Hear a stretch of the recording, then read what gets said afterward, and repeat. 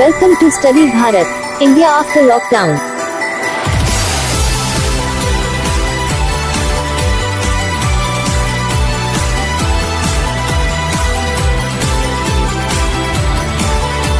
Hello दोस्तों, study Bharat में आपका स्वागत है। स्टडी भारत चैनल को like, subscribe and bell icon को प्रेस करें।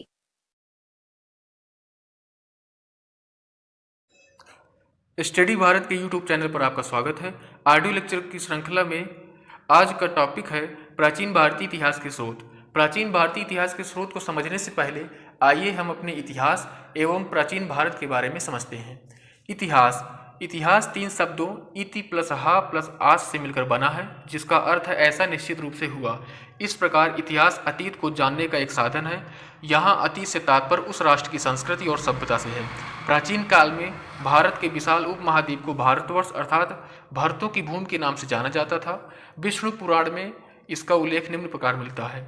समुद्र के उत्तर में तथा हिमालय के दक्षिण में जो स्थित है वह भारत देश है तथा वहाँ की संतति भारतीय है। इस देश का भारत नामकरण ऋग्वैदिक काल के प्रमुख जन भरत के नाम पर किया गया। भारत देश जम्बू द्वीप का दक्षिणी भाग था। सिंधु द्वारा सिंचित प्रदेश को इंडिया नाम सबसे पहले हकामनी ईरानियों द्वारा दिया गया। पारसियों के पुस्तक ग्रंथ जिंद अवस्था में सरस्वती के 7 नदियों के क्षेत्र का उल्लेख करते हुए सप्त सैंधव शब्द का प्रयोग किया गया है। यूनानियों के बाद में यह शब्द ईरानियों से उधार लेकर सिंधु नदी को इंडोस के नाम से पुकारा गया। ईरानियों या पारसियों की पुस्तक मेहरे यास्थ और यासना में सप्त सिंधु के स्थान पर हप्त हिंदू का उल्लेख मिलता है। इससे हमें पता चलता है कि ईरानी सा के स्थान पर हा का प्रयोग करते थे। इन्हीं पुस्तकों में बाद में हिंदू के स्थान पर हिंदू शब्द का प्रयोग मिलने लगा। प्रसिद्ध यूनानी इतिहासकार हेरोडोट्स ने इंडोस शब्द का प्रयोग पार्सियन साम्राज्य की छत्रपी के लिए किया था, लेकिन बाद में यूनान और रोम दोनों के लेखकों द्वारा इस शब्द को समूचे देश के लिए लागू किया गया।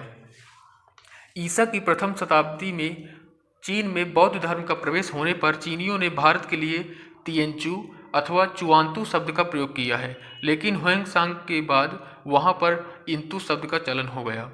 फारसी में हिंदू, यूनानी में इंडोस, हिब्रू में होड्डू, लैटिन में इंडस और चीनी में तिएंचू, ये सभी शब्द सिंधु शब्द के बिगड़े हुए रूप हैं।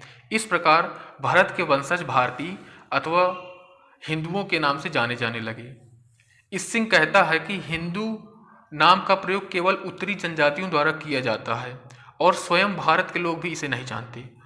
एक प्रदेश के रूप में भारत का प्रथम सुनिश्चित उल्लेख 6वीं-5वीं शताब्दी ईसा पूर्व की पारणी की लिखित पुस्तक अष्टाध्यायी में मिलता है। तब भारत नाम का जनपद कंबोज से मगध तक निर्दिष्ट 22 जनपदों में से एक था। इत्सिंग ने भारत के लिए आर्य देश और ब्रह्म राष्ट्र जैसे शब्दों का प्रयोग किया है। पतंजलि के समय में लगभग 150 ईसा पूर्व आर्यवर्त शब्द का उल्लेख मिलता है। आइए अब हम समझते हैं कि वर्तमान में अतीत को क्यों समझना आवश्यक है, अर्थात वर्तमान में अतीत की प्रासंगिकता। आधुनिक काल में हम जिन समस्याओं का सामना कर रहे हैं उनके संदर्भ में भारत के अतीत का अध्ययन विशेष सार्थक सिद्ध होता है। कुछ लोग प्राचीन संस्कृति और सभ्यता को फिर से लौटाने के लिए आवाज़ उठा रहे हैं और भारत के उज्जवल अतीत के गुणगान में भावविभोर हो जाते हैं। प्राचीन, मध्य और उत्तर काल की बहुत सी रूढ़ियाँ वर्तमान काल में भी हमारा पीछा करती आई हैं।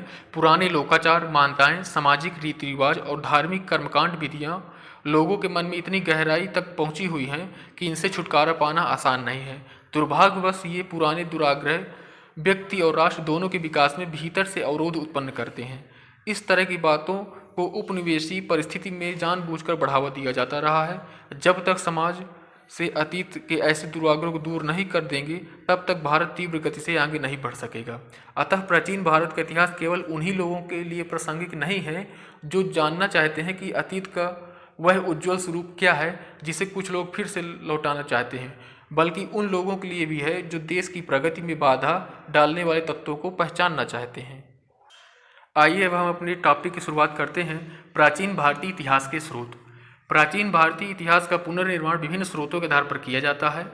इन स्रोतों का वर्गीकरण मुख्यतः 2 प्रकार से किया गया है, साहित्यिक स्रोत एवं पुरातात्विक स्रोत। साहित्यिक स्रोतों में वैदिक संस्कृत, पाली, प्राकृत और अन्य साहित्य को तथा इसके अलावा विदेशियों द्वारा लिखे गए वृत्तांतों को शामिल किया जा सकता है। पुरातत्व के अंतर्गत पुरालेखों, सिक्कों, स्थापत्य अवशेषों, पुरातत्वीय अन्वेषणों एवं उत्खननों को शामिल किया जाता है। साहित्यिक स्रोत। साहित्यिक स्रोत का वर्गीकरण दो प्रकार से किया गया है, भारतीय साहित्य और विदेशी साहित्य। धर्मनिरपेक्ष साहित्य एवं संगम साहित्य को रखा गया। विदेशी साहित्य के अंतर्गत यूनान एवं रोम के लेखक, चीनी लेखक, अरबी लेखक द्वारा लिखी गई कृतियों को रखा गया है। आइए अब हम साहित्यिक स्रोत का वर्णन एक एक करके समझते हैं। ब्राह्मण साहित्य। ब्राह्मण साहित्य के अंतर्गत वेद, ब्राह्मण ग्रंथ, आरण्यक, उपनिषद, वेदांग, उपवेद, षड्दर्शन, महाकाव्य, पुराण, स्मृति आदि का उल्लेख मिलता है। आइए हम समझते हैं वेद के बारे में। वेद की संख्या 4 है। ऋग्वेद, यजुर्वेद, सामवेद, अथर्ववेद। इनके संकलनकर्ता महर्षि कृष्ण द्वैपायन हैं। इनमें से ऋग्वेद न केवल भारतीय आर्यों की अपितु समस्त आर्य जाति की प्राचीनतम रचना है। विद्वानों के अनुसार आर्यों ने इसकी रचना पंजाब में किया था, जब वे अफगानिस्तान से लेकर गंगा यमुना के प्रदेशों तक फैले थे। ऋग्वेद में 10 मंडल तथा 1028 सूक्त हैं। ऋग्वेद का अधिकांश भाग देव सूत्रों से भरा हुआ है और इस प्रकार उसमें ठोस ऐतिहासिक सामग्री बहुत कम मिलती है, परंतु इसमें कुछ मंत्र ऐतिहासिक घटनाओं का उल्लेख करते हैं। जैसे एक स्थान पर 10 राजाओं के युद्ध, 10 राग के युद्ध का वर्णन मिलता है। आइए 10 राग युद्ध के बारे में समझते हैं।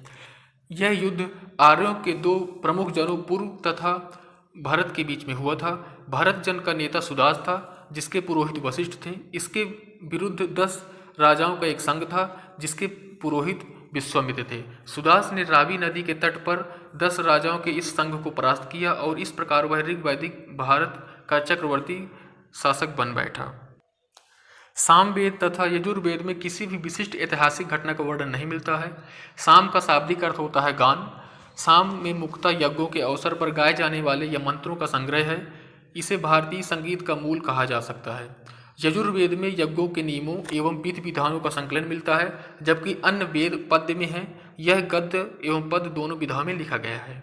ऐतिहासिक दृष्टि से अथर्ववेद का महत्व इस बात में है कि इसमें सामान्य मनुष्यों के विचारों तथा अंधविश्वासों का विवरण मिलता है। इनमें कुल 731 मंत्र तथा लगभग 6000 पद्य हैं। पृथ्वी सूक्त अथर्ववेद का प्रतिनिधि सूक्त माना जाता है।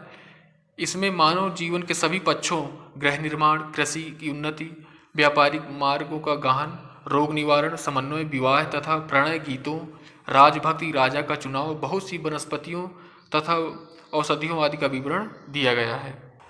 ब्राह्मण साहित्य के अंतर्गत अब हम समझते हैं ब्राह्मण ग्रंथ, आरण्यक तथा उपनिषद के बारे में। इनमें उत्तर वैदिक कालीन समाज तथा संस्कृति के विषय में अच्छा ज्ञान प्राप्त होता है। ब्राह्मण ग्रंथ वैदिक संहिताओं की व्याख्या करने के लिए गद्य में लिखे गए हैं। प्रत्येक संहिता के लिए एक अलग अलग ब्राह्मण ग्रंथ हैं। जैसे ऋग्वेद के लिए ऐतरेय तथा कौशितकी, यजुर्वेद के लिए तैतरीय तथा शतपथ, सामवेद के लिए पंचविश, अथर्ववेद के लिए गोपथ। ब्राह्मण ग्रंथों से हमें परीक्षित के बाद और बिंबसार से पूर्व की घटनाओं का ज्ञान प्राप्त होता है। ऐतरेय में राज्याभिषेक के नियमों तथा कुछ प्राचीन अभिषिक्त राजाओं के नाम दिए गए हैं। शतपथ ब्राह्मण में गांधार, शल्य, कैकेय, कुरु, पांचाल, कौशल, विदेह आदि के राजाओं का उल्लेख मिलता है। प्राचीन इतिहास के साधन के रूप में वैदिक साहित्य में ऋग्वेद के बाद शतपथ ब्राह्मण का स्थान है। आरण्यक तथा उपनिषद मुख्यतः दार्शनिक ग्रंथ हैं, जिनका ध्येय ज्ञान की खोज करना है। ब्राह्मण साहित्य के अंतर्गत वेदांग तथा सूत्र का भी वर्णन किया गया है। वेदांग, वेदों को भली भांति समझने के लिए 6 वेदांग की रचना की गई है। शिक्षा, कल्प, व्याकरण, निरुक्त, छंद, ज्योतिष। शिक्षा को स्वर विज्ञान या ध्वनि शास्त्र भी कहा गया है। कल्प में कर्मकांड तथा अनुष्ठान का वर्णन है। व्याकरण, किसी भी भाषा के व्याकरण का वर्णन इसमें है। संस्कृत व्याकरण पाणिनि का जैसे। निरुक्त, इसको व्युत्पत्ति विज्ञान कहा गया। छंद जानते हैं, लयबद्धता जिसमें होगी। ज्योतिष, खगोल विद्या। अब आते हैं हम सूत्र के बारे में। सूत्र क्या है? किसी प्रतिबोध या प्रत्यक्ष ज्ञान के विषय को संक्षिप्तता के कारण सूत्र कहा जाता था। इस लेखन का सबसे प्रसिद्ध उदाहरण 50 ईसा पूर्व के आसपास पारणी के एक अष्टाध्यायी नामक व्याकरण ग्रंथ से मिलता है। स्रोत सूत्र के आधार पर भव्य शाही राज्याभिषेक समारोह संपन्न होते थे। ग्राह्य सूत्र के अनुसार जन्म, नामकरण, उपनयन संस्कार, विवाह, अंत्येष्टि आदि संपन्न किए जाते थे। स्रोत सूत्र, ग्राह्य तथा धर्म सूत्रों के अध्ययन से हम यज्ञ विधि विधानों, कर्मकांडों तथा राजनीति, विधि एवं व्यवहार से संबंधित अनेक महत्वपूर्ण बातें ज्ञात कर सकते थे। सुलभ सूत्र के आधार पर हम बलि देने के स्थान का निर्धारण एवं निर्माण के भिन्न भिन्न प्रकार के मापों का वर्णन कर सकते थे। साहित्यिक स्रोत की श्रृंखला में अब हम आते हैं ब्राह्मण साहित्य की श्रृंखला में महाकाव्य की ओर। वैदिक साहित्य के बाद भारतीय साहित्य में रामायण और महाभारत नाम के 2 महाकाव्यों का समय आता है। मूलतः इन ग्रंथों की रचना ईसा पूर्व 4वीं शताब्दी में हुई थी तथा इनका वर्तमान स्वरूप क्रमशः 2री एवं 4वीं शताब्दी ईसा पूर्व ईस्वी के लगभग निर्मित हुआ था। रामायण हमारा आदि काव्य है जिसकी रचना महर्षि वाल्मीकि ने की थी। इससे हमें हिंदुओं तथा यवनों और शकों के संघर्ष का विवरण प्राप्त होता है। वाल्मीकि रचित रामायण में मूल रूप से 6000 श्लोक शामिल थे जिन्हें 12000 तक बढ़ाया गया था। अंततः यह संख्या बढ़कर 24000 तक आ गई है। हालांकि यह महाभारत महाकाव्य की तुलना में अत्यधिक सारगर्भित है। महाकाव्यों में वेद व्यास द्वारा रचित महाभारत ज़्यादा पुराना है और इसमें लगभग ईसा पूर्व की 10वीं शताब्दी से ईसा पूर्व की 4वीं शताब्दी तक के मामले की स्थिति का वर्णन प्राप्त होता है। मूल रूप से इसे जय काव्य अर्थात विजय की गाथा कहा गया था।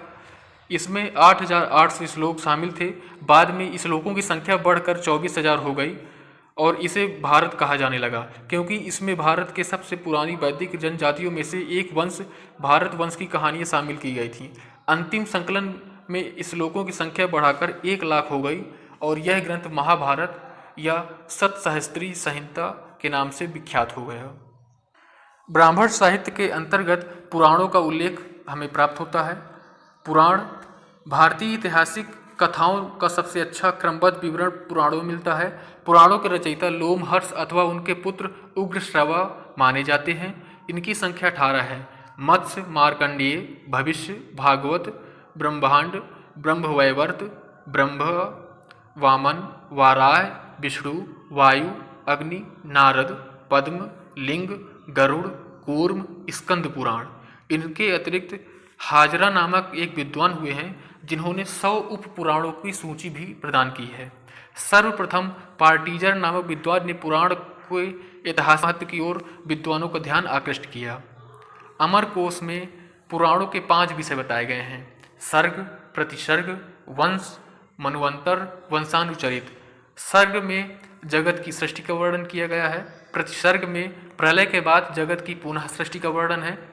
वंश में ऋषियों तथा देवताओं की वंशावली का वर्णन है।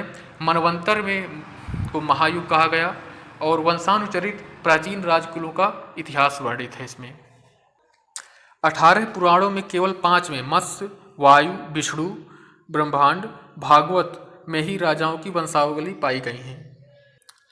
मौर्य वंश के लिए विष्णु पुराण तथा आंध्र सातवाहन वंश के लिए मत्स्य पुराण महत्व के हैं।